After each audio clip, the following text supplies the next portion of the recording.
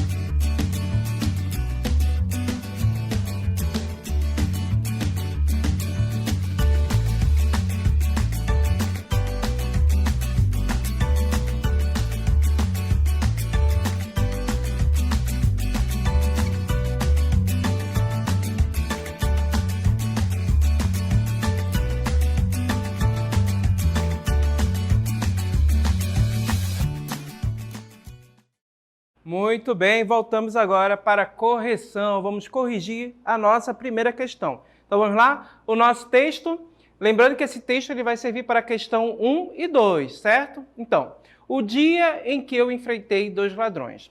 Oi, pessoal, meu nome é Nina, sou uma cachorrinha de estimação. Bem, o que eu queria contar para vocês é o sufoco por que eu passei quando meus donos de estimação foram viajar. Passaram-se 2 dias e 2 ladrões tentaram entrar na nossa casa. Um ficou do lado de fora, enquanto o outro pulou o muro. Eu, que sempre fui muito esperta, já estava alerta. Quando ele entrou e me viu correr para impedi-lo, seu sangue gelou nas veias, pois sou muito grande e forte, 30 centímetros de altura. Ele começou a correr e a chamar seu comparsa, mas eu não dava trégua e continuava correndo atrás dele e chamando os vizinhos. Quando ele foi pular o muro, consegui acertar-lhe uma dentada daquelas. Enquanto isso, os meus vizinhos haviam ouvido meus apelos e chamaram a polícia, que chegou tarde demais. Consegui impedir que minha casa fosse invadida, mas levei um pontapé na cabeça que doeu bastante. Eu não estava preocupada comigo, mas sim com os meus filhotinhos que ainda nem tinham nascido. Nasceram 6 dias depois. Meus donos de estimação chegaram e me trataram com todas as regalias e honras que os heróis merecem. Bem, vou ficando por aqui. Quando tiver alguma nova aventura, eu aviso. Tchau! Então, muito bem, gente. Então, percebe que o nosso texto ele foi aí narrado por uma cachorrinha, um animal de estimação. E com base no texto, vamos lá, questão 1. No trecho, sou muito grande e forte, 30 centímetros de altura. O efeito de ironia é causado, e aí temos, letra A, pela reação do ladrão ao encontrar uma cadela na casa. B, pela velocidade com que a cadela avançou sobre o ladrão.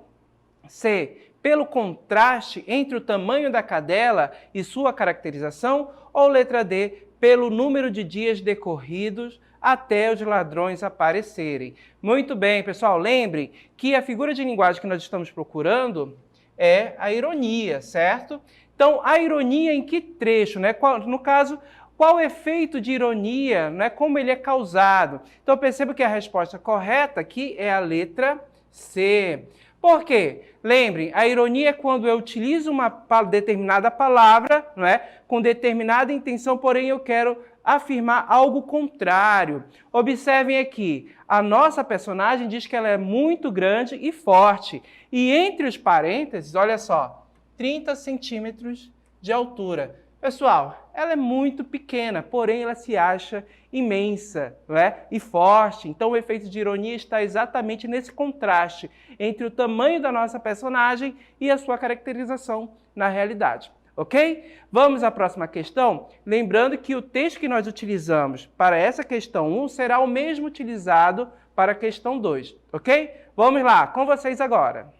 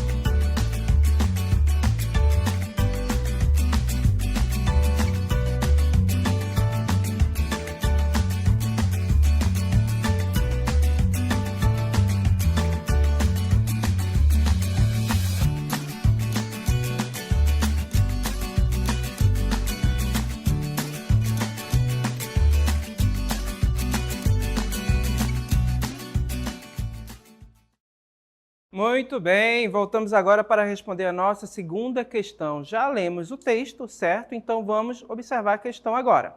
A questão de número 2, gente, ela afirma: o fato da cachorrinha contar a história revela que a figura de linguagem predominante no texto é letra A, comparação, B, hipérbole, C, eufemismo ou letra D, personificação. Gente, essa questão aqui está bem clara, né? Então, percebam que a figura de linguagem predominante, né, pelo fato da cachorrinha contar a história, é a letra D, personificação. Percebam que eu tenho uma cachorrinha, um animal de estimação, um ser que não é humano que está contando a história. Percebo que no texto, a nossa cachorrinha, a nossa personagem, recebeu uma caracterização, né, uma ação que pertence somente a seres humanos, de contar histórias, né, de ter o pensamento, raciocínio. Então percebam que a nossa cachorrinha, a personagem, ela é personificada. Então, a figura de linguagem predominante no texto é personificação. A alternativa D é a nossa resposta correta nessa questão. Ok? Vamos à próxima questão. Temos mais uma questão aí para vocês, a questão de número 3. Agora é a vez de vocês. Vamos lá!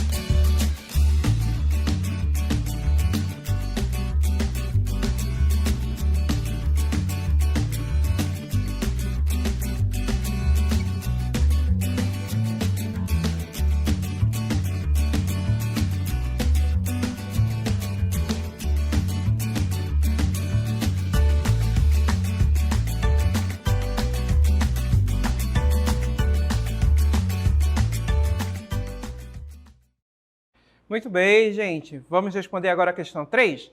Vamos lá. Leia o texto comigo, acompanhe aí. Olha só. Os poemas. Os poemas são pássaros que chegam, não se sabe de onde e pousam no livro que lês. Quando fechas o livro, eles alçam voo como de um alçapão. Eles não têm pouso, nem porto. Alimentam-se um instante em cada par de mãos e partem. E olhas, então, essas tuas mãos vazias, no maravilhado espanto de saberes que o alimento deles já estava em ti. Certo? Então, pessoal, temos um texto que está refletindo exatamente sobre os poemas, certo? Então, perceba que os poemas ele é relacionado a algo aqui, que é o ponto da nossa questão. Vamos lá. A questão pergunta: há metáfora no verso? Então, já estamos afirmando que há metáfora nesse poema, certo? Quer saber em qual verso essa metáfora está? Letra A, os poemas são pássaros que chegam. B, eles não têm pouso. C, alimentam-se um instante em cada par de mãos. Ou letra D, no maravilhado espanto de saberes. Pessoal, lembrem, metáfora é exatamente quando você tem a aproximação de dois elementos que podem ser do mesmo universo ou diferentes, né? São aproximados e relacionados por um ponto de semelhança. Onde está sendo aproximado elementos diferentes aqui? Perceba aqui que na alternativa A. Então, no verso, os poemas são pássaros que chegam. Perceba que eu tenho a relação entre poemas e pássaros. Percebo que eu aproximo esses dois elementos comparando, fazendo aí uma comparação implícita, certo? Para nós termos esse elemento aí, poemas e pássaros, no nosso texto, né? No nosso texto, eles foram aproximados por uma relação aí de semelhança. Então, a metáfora aqui na letra A, certo? Vamos à próxima questão? Temos uma questão de número 4 para vocês agora. Vamos lá.